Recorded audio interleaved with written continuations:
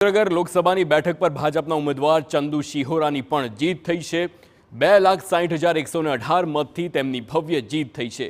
ચંદુ શિહોરાની જીત છતાં ભાજપના કાર્યકરોએ ઉજવણી નથી કરી। ચંદુ શિહોરાએ કહ્યું કે સુરેન્દ્રનગર જિલ્લામાં જે વિકાસના કામો અધૂરા છે એ હું પૂરા કરીશ। આ બેઠક પર કોંગ્રેસના ઉમેદવારની હાર બાદ કોંગ્રેસના ઉમેદવારે પણ મતદાતાનો આભાર માન્યો।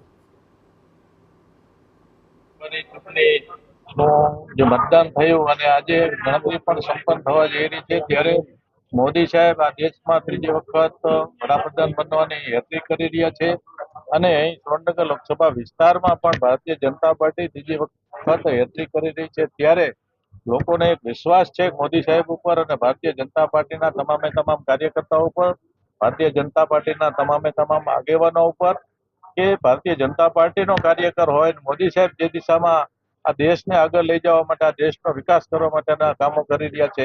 આદરણીય આપણા મુખ્યમંત્રી ભૂપેન્દ્રભાઈ પટેલ અને સંગઠન પ્રમુખ આપણા પાટીલજી પણ આ દેશ માટે અને આ ગુજરાત માટે વિકાસની જે કેડી કંડારી રહ્યા છે એ જોતા લોકોને એમના ઉપર ભરોસો પૂરેપૂરો છે।